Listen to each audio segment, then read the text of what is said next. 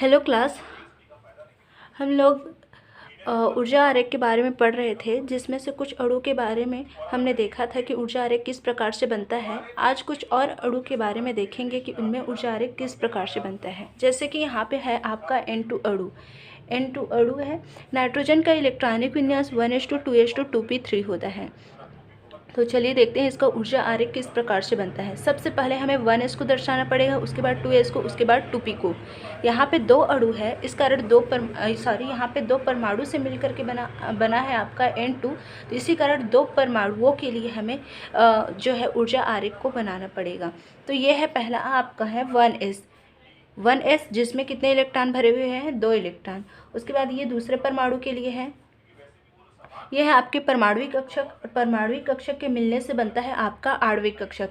दो परमाणुविक कक्षक भाग ले रहे हैं तो यहाँ पे आपका 2 आणविक कक्षक बनेगा। इसमें से एक इलेक्ट्रॉन इसमें आएगा और इसमें का एक इलेक्ट्रॉन इसमें, बचा हुआ एक इलेक्ट्रॉन इन दोनों में जाएगा।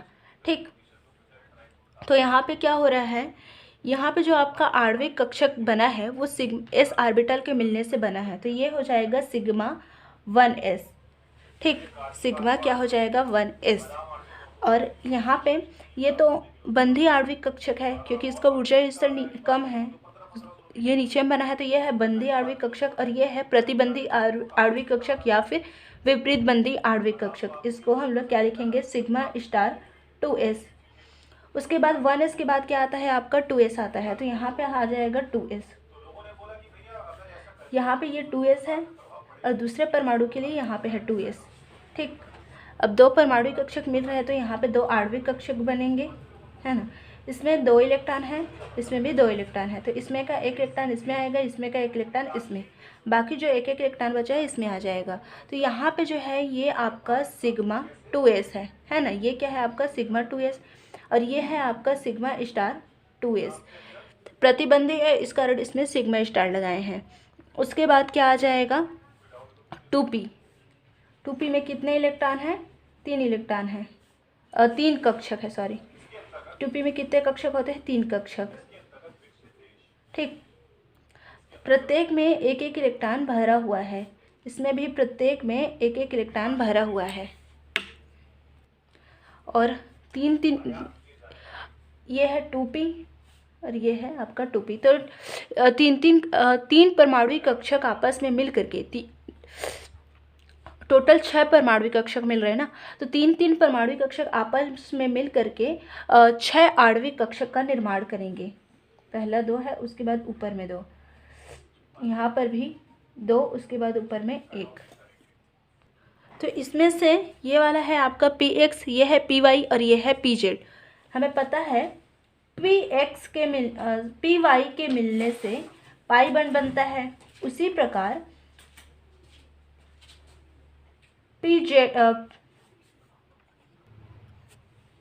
उसी प्रकार क्या होता है, यहाँ पे px के मिलने से भी क्या बनता है? Pi bond. यह है आपका py के मिलने से पाई बॉन्ड बनता है। उसी प्रकार px के मिलने से आपका बनता है पाई बॉन्ड। लेकिन जो आपका होता है pz के मिलने से क्या बनता है? आपका सिग्मा बॉन्ड, है ना। तो इसी कारण यह है आपका px, तो यहाँ पे कौन सा बन आएगा? पाई 2p। यह है आपका py, यह है py, तो यहाँ पे आएगा, यहाँ पर भी आ जाएगा आपका पाई 2p। ठीक, और यहाँ पे है आपका पाई स्टार 2p, x है, ये भी x और ये है y, और ये है आपका पाई 2py। या फिर यहाँ पे हम लोग ये सामने में जो 2 लिख रहे हैं उसको नहीं लिखेंगे तो ऊपर भी चलेगा। और यहाँ पे आ जाएगा आपका सिग्मा, क्योंकि ये है जो ऊपर वाला दिख रहा है वो है आपका pz, तो ये है आपका सिग्मा pz, और ये हो जाएगा आपका सिग्मा स्टार 2pz। सामने में 2 लिख देते हैं। एक बार फिर से देखते हैं। P में 3 कक्षक, P में आपके 3 कक्षक होते हैं, जिसमें से 3 इलेक्ट्रॉन यहाँ पे भरे हुए हैं, तो इस कारण हमने यहाँ पे 2p3 यहाँ पे 2p3 बनाया है। और P के 3 कक्षक आपस में मिल करके 6 आणविक कक्षक का निर्माण कर रहे हैं। तो यहाँ पे क्या है, दो कक्षक नीचे की ओर है और एक कक्षक ऊपर की ओर है। यहाँ पे है ये वाला आपका px, ये वाला है आपका py। तो हमें पता है px और py जो होता है आपस में मिल करके पाई बंड का निर्माण करते हैं। इसी कारण यहाँ पे पाई 2px और यहाँ पे पाई 2py लिखा गया है। उसके बाद यहाँ पे 3 आणविक कक्षक बने हैं जो क्या है, आपके प्रति आबंधी है, इसी कारण ऊपर में बने हुए हैं। तो यहाँ पे ये px है तो इस कारण यहाँ पे सामने में पाई लिखे हैं। यहाँ पे py है तो py जो होता है आपका पाई बंध बनाता है। लेकिन जो आपका pz होता है, pz कौन सा बंध बनाता है, सिग्मा बंध बनाता है, तो इसी कारण इसे सिग्मा में लिखे हैं। ठीक, तो ये हो गया। उसके बाद यहाँ पे देखो, इसमें 3 इलेक्ट्रॉन है, इसमें 3 इलेक्ट्रॉन है, तो इसमें का पहले का 1 इलेक्ट्रॉन इसमें चला जाएगा, ये वाला पहले का 1 इलेक्ट्रॉन इसमें चला जाएगा, दूसरा इलेक्ट्रॉन इसमें जाएगा, उसका दूसरा इलेक्ट्रॉन इसमें जाएगा, इसमें का 1 इलेक्ट्रॉन फिर से इसमें और ये लास्ट वाला इसमें। तो अब देखो इस प्रकार से यहाँ पे आपका इलेक्ट्रॉनिक विन्यास जो है ऊर्जा आरेख बनेगा। अब इसको अकॉर्डिंग हम लोग यहाँ पे जो इलेक्ट्रॉनिक विन्यास है, आणविक कक्षक का इलेक्ट्रॉनिक विन्यास यहाँ पे लिखेंगे। तो इसका इलेक्ट्रॉनिक विन्यास देखते हैं क्या हो जाएगा। Sigma 1s2 sigma star 2s2 sigma 2s2 sigma star 2s2 पाई 2px 1 पाई 2px2 2 इलेक्ट्रॉन भरे हैं क्योंकि पाई 2py2, उसके बाद सिग्मा 2pz, यहाँ पे इलेक्ट्रॉन भरे हुए नहीं है तो यहाँ पे लिखने की जरूरत नहीं है। जैसे कि आणविक कक्षक के लिए इलेक्ट्रॉनिक विन्यास, यहाँ पे लिखना आणविक कक्षक के लिए इलेक्ट्रॉनिक विन्यास क्या है, सिग्मा 1s2, उसके बाद है सिग्मा स्टार, यहाँ पे 1 रहेगा, सिग्मा स्टार 1s2, उसके बाद है आपका सिग्मा 2s2, उसके बाद सिग्मा स्टार 2s2, उसके बाद है सिग्मा 2px पाई 2px पाई 2py, पाई 2px जिसमें 2 इलेक्ट्रॉन है, उसके बाद है पाई 2py जिसमें 2 इलेक्ट्रॉन है, पाई 2py जिसमें 2 इलेक्ट्रॉन, उसके बाद सिग्मा 2pz जिसमें 2 इलेक्ट्रॉन है। उसके बाद इसमें जो है एक भी इलेक्ट्रॉन नहीं है इसमें, इस कारण उसको हमें नहीं लिखना पड़ेगा। Sigma 1s2 sigma star 1s2 sigma 2s2 sigma star 2s2 sigma 2px जिसमें 2 इलेक्ट्रॉन रहेगा, और पाई 2px जिसमें 2 इलेक्ट्रॉन, पाई 2py जिसमें 2 इलेक्ट्रॉन, सिग्मा 2pz जिसमें 2 इलेक्ट्रॉन। तो इस तरीके से यहाँ से देख करके मैंने इसको इस इलेक्ट्रॉनिक विन्यास को भरा है। यहाँ पे एक भी इलेक्ट्रॉन इसमें भरे हुए नहीं है तो इसके इलेक्ट्रॉनिक विन्यास लिखने की ज़रूरत नहीं है। ठीक है, तो ये है आपका आणविक कक्षक के लिए इलेक्ट्रॉनिक विन्यास। अब यहाँ पे देखेंगे बंद क्रम को। तो बंद क्रम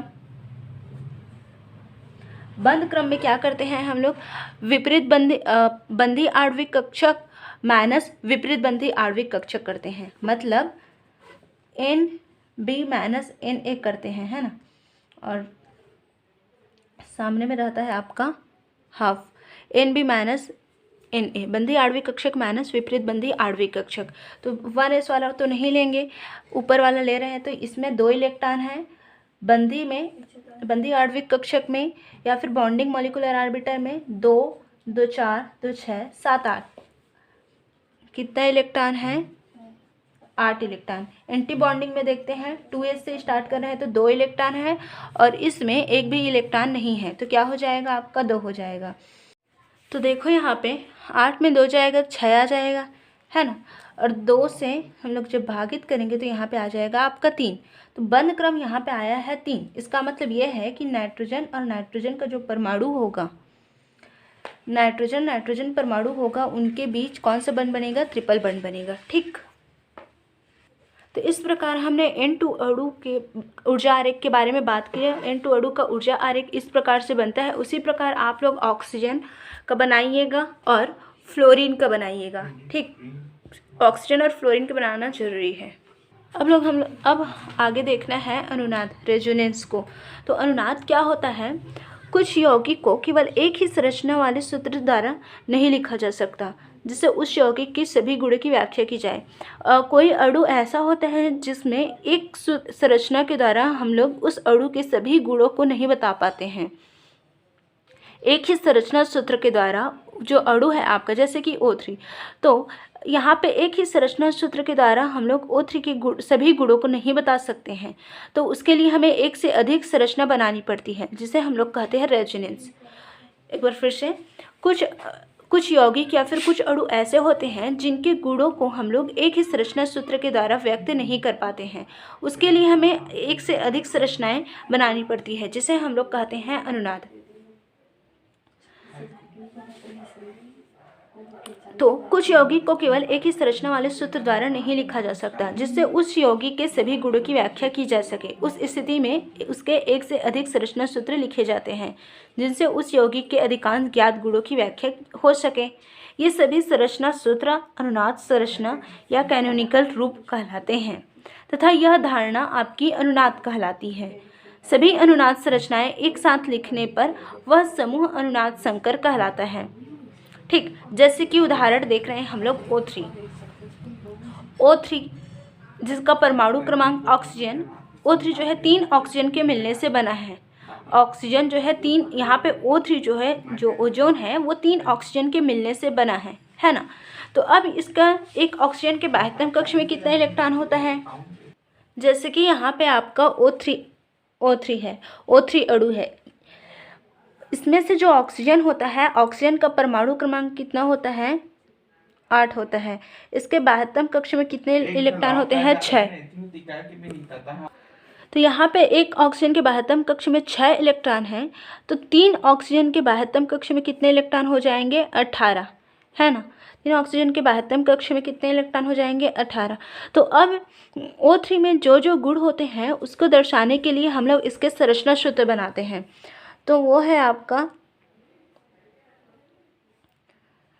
2 2 4 2 6, 2 2 4 2 6, 2 2 4 2 6। तो यहाँ पे देखो, ये सिंगल बॉन्ड बनाएगा और ये यहाँ पे एक एकल बॉन्ड बनाएगा। मतलब यहाँ पे जो संरचना है बनी है आपकी, इस प्रकार से बनी है। ठीक, तो यहाँ पे क्या हो रहा है, अगर हम लोग एक और बॉन्ड यहाँ पे बना देते हैं, डबल बॉन्ड यहाँ पे और बना देते हैं, तो यहाँ पे क्या हो जाएगा, जो आपका ये ऑक्सीजन है उसमें संयोजकता ज़्यादा हो जाएगी। ठीक, तो इस कारण ऐसे बनाए हैं। तो अब यहाँ पे देखो, क्या ये वाला ही डबल बॉन्ड बनाएगा? ये वाला भी बना सकता है डबल बॉन्ड, तो हम लोग इस पर भी डबल बॉन्ड बना सकते हैं। जैसे कि आपका 2 2 4 2 6 7,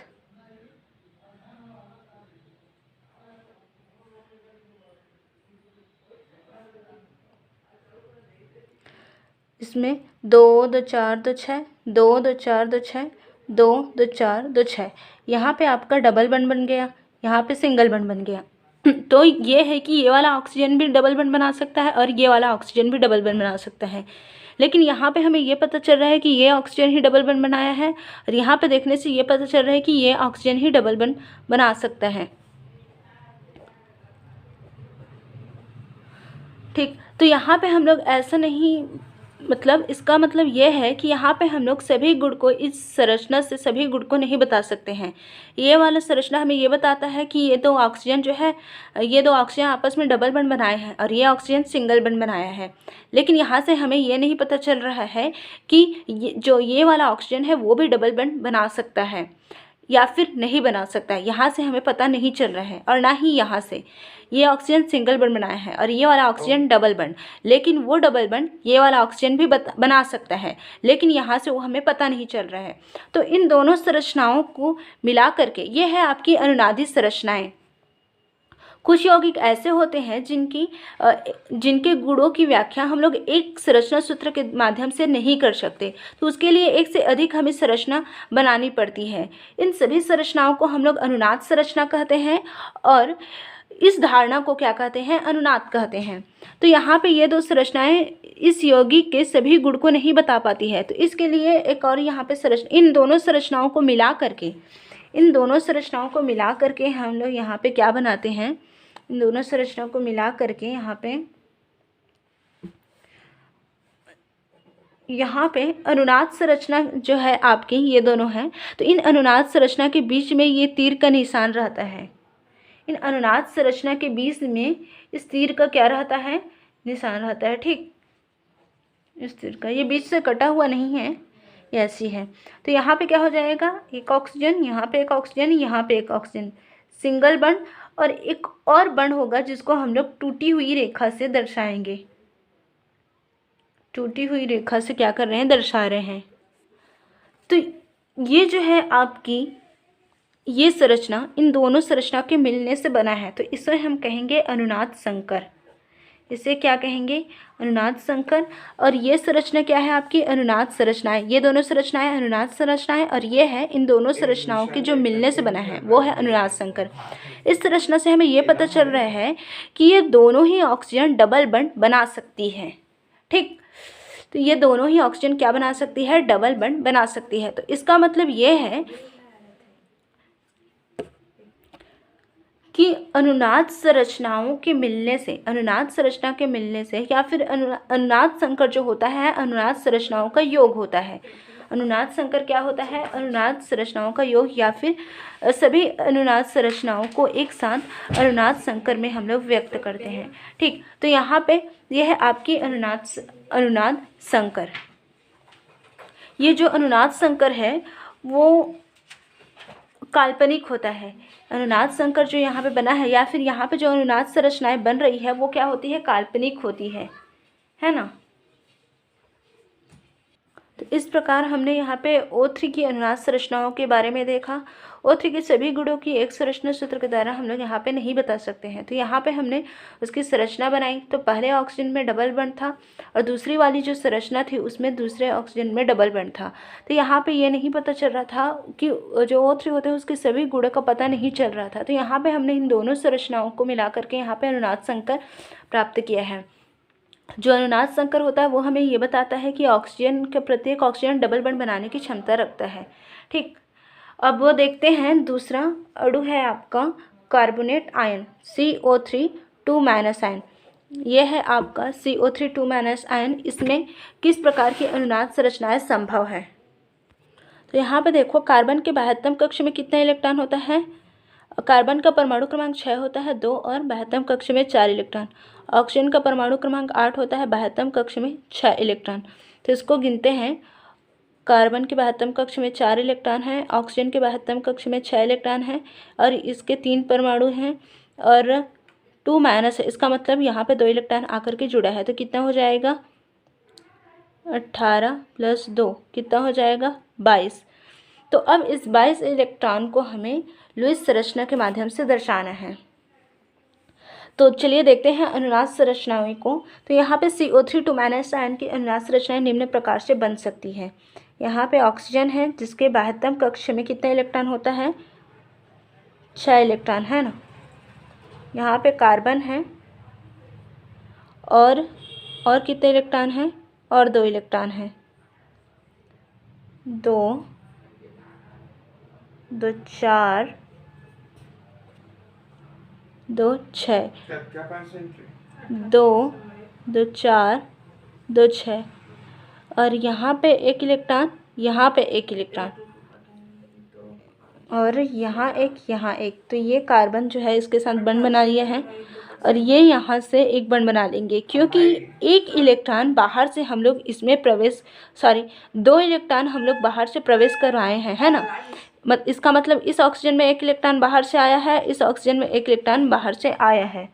तो इसको हमें यहाँ पे लिखने की ज़रूरत नहीं है। 2 2 4 2 6 ऑक्सीजन के बाह्यतम कक्ष में 6 इलेक्ट्रॉन होता है और बाहर से इलेक्ट्रॉन हमने यहाँ पे प्रवेश कराया है 2 इलेक्ट्रॉन। तो एक ऑक्सीजन यहाँ पे जाकर जुड़ा है, एक ऑक्सीजन यहाँ पे। तो इस प्रकार एक कार्बोनेट आयन की संरचना इस प्रकार से बन सकती है। लेकिन इस कार्बोनेट संरचना से हम लोग उस कार्बोनेट में जितने भी गुण है उसको नहीं बता सकते हैं। तो इस कारण यहाँ पे एक और संरचना आ सकती है आपकी, जैसे कि ऑक्सीजन है 2 2 4 2 6, उसके बाद यहाँ पे कार्बन और यहाँ पे एक ऑक्सीजन, यहाँ पे एक ऑक्सीजन, यहाँ पे 2 2 4 2 6, उसके बाद 2 2 4 2 6। तो देखो यहाँ पे 2 इलेक्ट्रॉन का हमने प्रवेश करवाया है, तो हम लोग 2 इलेक्ट्रॉन को, 1 इलेक्ट्रॉन को इसमें ले लिए थे, 1 इलेक्ट्रॉन को इसमें। तो अब क्या यही दोनों वाले इलेक्ट्रॉन बाहर से आने वाले इलेक्ट्रॉन को लेंगे? ये वाला भी तो ले सकते हैं ना। तो मान लेते हैं अगर ये वाला इलेक्ट्रॉन बाहर से आने वाले इलेक्ट्रॉन को अगर ले लेता है, तब यहाँ पे क्या हो जाएगा? तो अब यहाँ पे देखो, कार्बन जो होता है उसके बाह्यतम कक्ष में कितना इलेक्ट्रॉन होता है? 4 इलेक्ट्रॉन होता है। तो 1 इलेक्ट्रॉन यहाँ पे, 1 इलेक्ट्रॉन यहाँ पे, है ना। 2 2 4 हो गया, और यहाँ पे 2 इलेक्ट्रॉन। मान लेते हैं ये इसके साथ बंड बना लिए हैं। यहाँ पे सिंगल बंड, यहाँ पे एक और बंड मिल करके यहाँ पे डबल बंड बना लिए हैं। मान लेते हैं बाहर से आने वाले इलेक्ट्रॉन को पहले कौन से ऑक्सीजन लिया था? ये वाला और ये वाला, ये दोनों ऑक्सीजन लिए थे। अब मान लेते हैं बाहर से आने वाला जो 2 इलेक्ट्रॉन आ रहा है उसको ये वाला इलेक्ट्रॉन ले रहा है और ये वाला इलेक्ट्रॉन। तो यहाँ पे ये सिंगल बंड बनाएगा, यहाँ पे एक सिंगल बंड बनाएगा। एक इलेक्ट्रॉन यहाँ पे आ कर के जुड़ जाएगा और एक दूसरा इलेक्ट्रॉन यहाँ पे आकर के जुड़ जाएगा। तो ये एक संरचना बन जाएगी, है ना। उसके बाद क्या हो जाएगा? तो जो इलेक्ट्रॉन बाहर से आ रहा है उसको हमें यहाँ पे लिखना पड़ेगा, तो यहाँ पे 2 माइनस करके लिख सकते हैं। उसके बाद क्या है? कार्बोनेट आयन की और संरचना बन जाएगी। यहाँ पे जैसे कि ऑक्सीजन है, यहाँ पे ऑक्सीजन, यहाँ पे ऑक्सीजन। ऑक्सीजन के बाह्यतम कक्ष में 6 इलेक्ट्रॉन है। यहाँ पे भी ऑक्सीजन के बाह्यतम कक्ष में 6 इलेक्ट्रॉन। यहाँ पे ऑक्सीजन के बाह्यतम कक्ष में 6 इलेक्ट्रॉन। तो यहाँ पे ऑक्सीजन के, कार्बन के बाह्यतम कक्ष में आपका कितने इलेक्ट्रॉन होता है? 4 इलेक्ट्रॉन। तो ये 2 एक इस ऑक्सीजन के बाह्यतम कक्ष में 2 2 4 2 6 हो गया। ये आपस में मिलकर के डबल बॉन्ड बना लेंगे। अब यहाँ पे जो 2 इलेक्ट्रॉन बाहर से हम लोग प्रवेश करवा रहे हैं, 2 इलेक्ट्रॉन यहाँ पे प्रवेश करवा रहे हैं, वो ये वाला ऑक्सीजन ले रहा है और ये वाला ऑक्सीजन ले रहा है। इसमें 1 इलेक्ट्रॉन बाहर से आ गया है और इसमें 1 इलेक्ट्रॉन ऑक्सीजन के पास बाहर से आ गया है। तो ये सिंगल बंड बना लेंगे और जो इलेक्ट्रॉन हम लोग प्रवेश करवा रहे हैं उसको 2 माइनस करके लिख लेंगे। तो ये है कार्बोनेट आयन की अनुनादी संरचनाएं। अब इस अनुनादी संरचनाओं का अनुनाद संकर भी होगा। किस प्रकार से होगा वो? ऑक्सीजन, कार्बन, ऑक्सीजन और ये ऑक्सीजन। तो जो अनुनादी संरचनाओं को इस प्रकार टूटी हुई रेखा से हम लोग प्रदर्शित करते हैं। तो ये है आपका अनुनादी संकर। यहाँ पे हमें 2 माइनस करके यहाँ पे 2 इलेक्ट्रॉन को भी लिखना पड़ेगा। ठीक, ये तीनों है आपकी अनुनादी संरचनाएं और ये है आपका अनुनाद संकर। ठीक, ये अनुनाद संकर है। इन तीनों संरचनाओं को मिला करके हम लोग यहाँ पे अनुनाद संकर बनाए हैं। ठीक, अब आगे देखते हैं हाइड्रोजन बंध को। जब हाइड्रोजन परमाणु किसी प्रबल विद्युत ऋणात्मक तत्व जैसे ऑक्सीजन, नाइट्रोजन, फ्लोरीन या फिर सल्फर आदि से सहसंयोजी बंध द्वारा जुड़ा रहता है, तब सहसंयोजक बंध बनाने वाला इलेक्ट्रॉन का जोड़ा उन विद्युत ऋणात्मक तत्वों के अधिक पास रहता है जिसमें हाइड्रोजन पर थोड़ा धन आवेश रहता है। धन आवेश युक्त यह हाइड्रोजन परमाणु किसी प्रबल विद्युत ऋणात्मक तत्व के साथ एक दूसरा बंध बनाने की क्षमता रखता है। ऐसे बंध को हाइड्रोजन बंध या हाइड्रोजन सेतु कहते हैं। हाइड्रोजन बंध हाइड्रोजन परमाणु व विद्युत ऋणी परमाणु के मध्य आकर्षण बल है। हाइड्रोजन बंध क्या होता है? मान लेते हैं यहाँ पे कोई यौगिक है जो 2 परमाणु के मिलने से बना है। यहाँ पे साझेदारी से इलेक्ट्रॉन युग्म बना है ना। बी यहाँ पे अधिक विद्युत ऋणी है। बी अधिक विद्युत ऋणी है। ठीक, विद्युत ऋणात्मकता बी की क्या है? अधिक है। तो क्या होगा? ये साझे का इलेक्ट्रॉन युग्म बी की ओर आकर्षित होगा। कुछ इस प्रकार से बी की ओर आकर्षित होगा तो बी में माइनस चार्ज और जो ए है उसमें क्या? प्लस चार्ज आएगा। यहाँ पे जो माइनस चार्ज प्लस चार्ज होता है उसे आंशिक रूप से दर्शाते हैं। ये है आपका आंशिक प्लस चार्ज और ये है आंशिक माइनस चार्ज। मतलब आंशिक प्लस चार्ज है और आंशिक माइनस चार्ज, मतलब कुछ मात्रा में उत्पन्न होते हैं, है ना। तो यहाँ पे क्या हो रहा है? यहाँ पे जो है आपका यहाँ पे सहसंयोजी बंध बना है। इसके अलावा जिस पर आपका प्लस चार्ज है ये आपका हाइड्रोजन ही होगा ना। इस उदाहरण में हम लोग जैसे HCl ले सकते हैं, HF ले सकते हैं, H2O ले सकते हैं।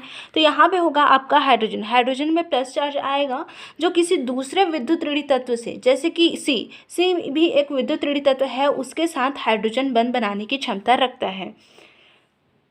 जब हाइड्रोजन परमाणु किसी प्रबल विद्युत ऋणात्मक तत्व के साथ सहसंयोजी बंध से जुड़ा हुआ है, ये सहसंयोजी बंध से जुड़ा हुआ है, तो यहाँ पे जो साझे का इलेक्ट्रॉन युग्म है क्लोरीन की तरफ अधिक आकर्षित होगा, जिसके कारण क्लोरीन पर माइनस चार्ज और हाइड्रोजन पर प्लस चार्ज उत्पन्न हो जाएगा। तो यहाँ पे जो आपका हाइड्रोजन होता है, जो प्लस चार्ज वाला होता है, वो एक तरीके से सहसंयोजी बंध यहाँ पे बनाया हुआ रहता है। और यही जो हाइड्रोजन होता है दूसरे विद्युत ऋणात्मक तत्व के साथ, जो दूसरा विद्युत ऋणात्मक तत्व है जैसे कि क्लोरीन, उसके साथ भी एक बंध बनाने की क्षमता रखता है, जिसे हम लोग हाइड्रोजन बंध कहते हैं। एक बार फिर से देखते हैं, कोई हाइड्रोजन परमाणु किसी विद्युत ऋणात्मक तत्व के साथ सहसंयोजी बंध बनाता है ना, सहसंयोजी बंध बनाता है जिसमें का इलेक्ट्रॉन युग्म अधिक विद्युत ऋणात्मक तत्व की ओर, अधिक विद्युत ऋणात्मक परमाणु की ओर आकर्षित होता है। अगर साझे का इलेक्ट्रॉन युग्म इसकी ओर आकर्षित होगा ज़्यादा, तो यहाँ पे माइनस चार्ज और इस हाइड्रोजन पर आपका प्लस चार्ज आ जाता है। यह जो आपका धन आवेशित हाइड्रोजन है या फिर हाइड्रोजन जो प्लस चार्ज वाला होता है, वो किसी दूसरे विद्युत ऋणात्मक तत्व के साथ एक और बंध बनाने की क्षमता रखता है, जिसे हम किसी और विद्युत ऋणात्मक तत्व के साथ ना, ये हमेशा विद्युत ऋणात्मक तत्व के साथ ही बनाएगा। तो वो बंध कौन सा है? आपका हाइड्रोजन बंध है। जैसे कि यहाँ पे HCl के बीच आपका हाइड्रोजन बंध बना है। हाइड्रोजन बंध जो होता है आपका दो तरीके से होता है या फिर दो प्रकार का होता है। पहला है आपका अंतर अणुक हाइड्रोजन बंध। पहला क्या है? अंतर अणुक हाइड्रोजन बंध।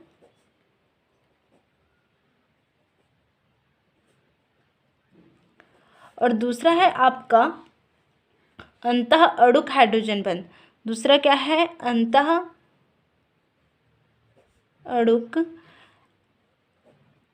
हाइड्रोजन बंध। ठीक, तो इसको देखते हैं ये क्या होते हैं। अंतर अणुक हाइड्रोजन बंध क्या होता है? जब हाइड्रोजन और विद्युत ऋणात्मक तत्व अलग अलग होते हैं। मतलब ये है कि जब हाइड्रोजन और विद्युत ऋणात्मक तत्व अलग अलग परमाणु में हो, अलग अलग परमाणु के बीच आपका विद्युत ऋणी तत्व जब हाइड्रोजन अंतर अणुक हाइड्रोजन बंध क्या होता है? अंतर अणुक हाइड्रोजन बंध वो बंध होता है जिसमें हाइड्रोजन और विद्युत ऋणात्मक तत्व अलग अलग अणुओं में होगा। जैसे कि है आपका HF, दूसरा HF, तीसरा HF। इसमें जो आपका हाइड्रोजन बंध होता है अलग अलग अणुओं के बीच बनता है। ये आपका एक अणु है, ये आपका दूसरा अणु है, तो इनके बीच बनेगा। अंतर अणुक हाइड्रोजन बंध वह बंध होता है जिसमें हाइड्रोजन और विद्युत ऋणात्मक तत्व जो होता है अलग अलग अणुओं में होता है, या फिर जिसमें हाइड्रोजन और विद्युत ऋणात्मक परमाणु जो होता है अलग अलग अणुओं में उपस्थित होता है। जैसे कि है आपका HF। यहाँ पे क्या होता है? HF जो है यहाँ पे हाइड्रोजन पे प्लस चार्ज और फ्लोरीन में आंशिक रूप से माइनस चार्ज और आंशिक रूप से प्लस चार्ज होता है ना। यहाँ पे ये सहसंयोजी बंध से जुड़े हुए होते हैं। और यहाँ पे जो आपका हाइड्रोजन है दूसरे फ्लोरीन के साथ क्या हो जाएगा? जुड़ जाएगा, और यहाँ पे क्या बनाएगा? आपका हाइड्रोजन बंध बनाएगा।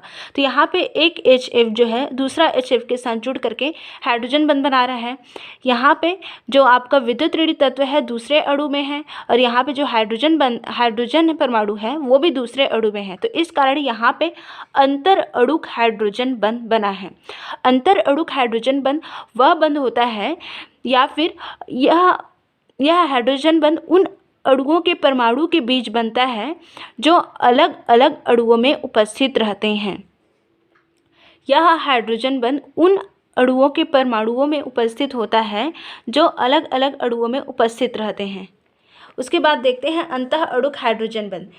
तो यहाँ पे देखो अंतर अणु के बारे में हमने देखा। अंतर अणुक हाइड्रोजन बंध वह बंध होता है जिसमें अलग अलग अणुओं में आपका अलग अलग परमाणु रहते हैं। जैसे कि इसमें आपका जो विद्युत ऋणात्मक तत्व होगा एक परमाणु एक अणु के बीच एक अणु में होगा, और जो आपका हाइड्रोजन परमाणु है वो दूसरे अणु में होगा।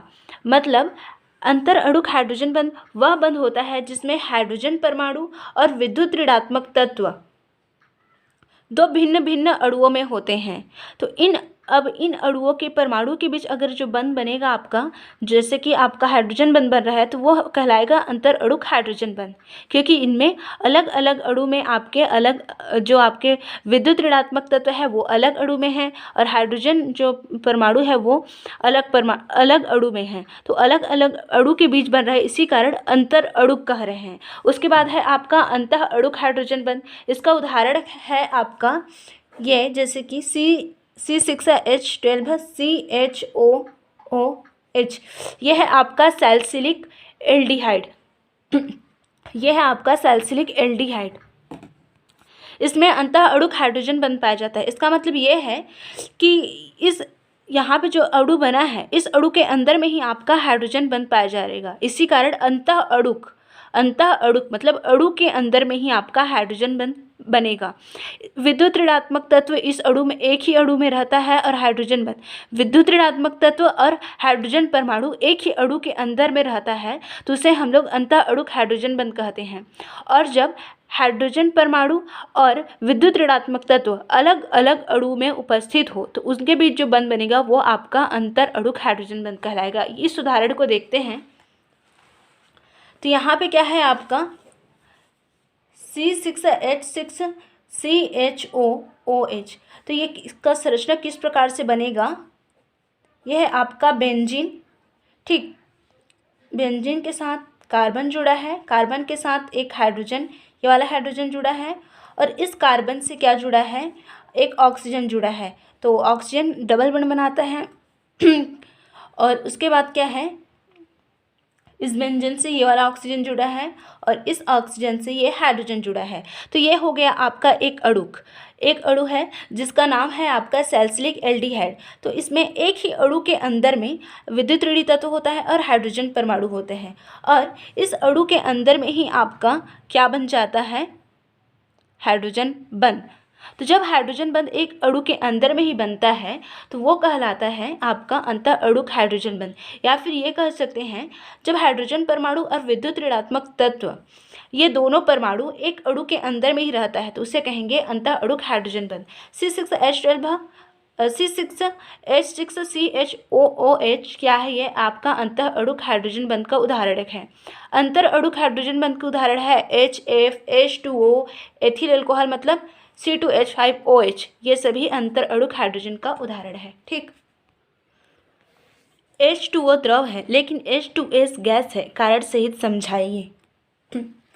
H2O के बीच में H2O में क्या होता है? आपका हाइड्रोजन बंध पाया जाता है। H2O में हाइड्रोजन बंध पाया जाता है, जिसके कारण ये आपस में संगुणित होकर के आपस में जुड़ करके क्या बना लेते हैं? द्रव बना लेते हैं। द्रव में क्या होता है?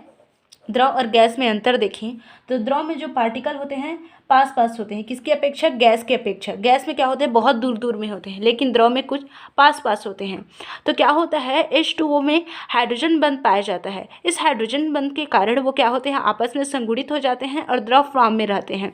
लेकिन जो आपका H2S है उसमें हाइड्रोजन बंध नहीं पाया जाता है, इसी कारण इसके जो पार्टिकल होते हैं दूर दूर में रहते हैं, और वो कौन से फॉर्म में रहते हैं? गैस फॉर्म में रहते हैं। ठीक, दूसरा क्वेश्चन है, बर्फ का घनत्व जल की अपेक्षा कम क्यों होता है? बर्फ का घनत्व जल की अपेक्षा कम क्यों होता है? या फिर ये क्वेश्चन हो सकता है, बर्फ जो होता है जल से हल्का क्यों होता है? बर्फ जल से हल्का क्यों होता है? तो बर्फ का घनत्व जल की अपेक्षा कम होने का कारण क्या है? आपका हाइड्रोजन बंध। क्या होता है? जो बर्फ़ होता है उसमें हाइड्रोजन बंध की खुली श्रृंखला पाई जाती है। उस जो बर्फ़ होता है उसमें हाइड्रोजन बंध की कौन सी श्रृंखला पाई जाती है? खुली श्रृंखला। इस प्रकार से ये है आपका बर्फ़ की संरचना। इसमें क्या होता है? जो बर्फ़ होता है उसमें हाइड्रोजन बंध की इस प्रकार से खुली श्रृंखला पाई जाती है, जिसमें प्रत्येक ऑक्सीजन 2 हाइड्रोजन बंध बनाता है। प्रत्येक ऑक्सीजन कितना हाइड्रोजन बंध बनाता है? 2 हाइड्रोजन बंध।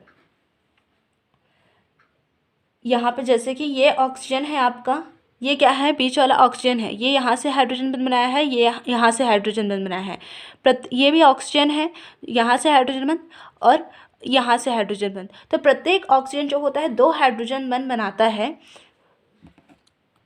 और क्या होता है, जो जल का एक अणु होता है, जल का एक अणु, जैसे कि यहाँ बीच का देखें तो जल का एक अणु 4 अन्य अणुओं से क्या रहता है, घिरा हुआ रहता है। जल का एक अणु 4 अन्य अणु के साथ घिरा हुआ रहता है और चतुष्फलकीय संरचना बनाता है। इस चतुष्फलकीय संरचना के बीच का स्थान क्या होता है, खाली होता है। बीच का स्थान यहाँ पे देखिए पूरी तरीके से खाली है। इस कारण, खाली होने के कारण इनकी संरचना तो बड़ी दिखाई देती है, लेकिन इनका घनत्व तो क्या होता है, कम होता है। तो इसी कारण बर्फ़ का घनत्व जल की अपेक्षा कम होता है। बर्फ़ की जो संरचना होती है चतुष्फलकीय संरचना होती है, जिसमें जो आपका एक जल का एक अणु होता है 4 अन्य अणु के साथ जुड़ा हुआ रहता है और चतुष्फलकीय रूप दर्शाता है, जिसमें जल के एक अणु में जो एक ऑक्सीजन होता है वो 2 क्या बनाता है, हाइड्रोजन बंध बनाया रहता है। ठीक, तो यहाँ पे क्या होता है, बर्फ़ चतुष्फलकीय संरचना बनाता है और उसके बीच का खाली स्थान बहुत ज़्यादा होता है, इस कारण उसका घनत्व कम होता है। अब यहाँ पे इसको जब हम लोग बर्फ़ को गर्म करते हैं तो क्या होता है, वो द्रव में बदल जाता है। इसमें जो हाइड्रोजन बंध होता है वो टूट करके क्या हो जाता है, टूट जाता है और ये जो जल के अणु होते हैं वो आपस में जुड़ने लगते हैं, जिसके कारण क्या होता है, वो पानी में बदल जाता है। और पानी जब इसके अणु आप पास आ जाएंगे तो क्या हो जाएगा, वो भारी होने लगता है। ठीक, तो बर्फ़ जल की अपेक्षा हल्का होता है, इसका कारण है आपका हाइड्रोजन बंध।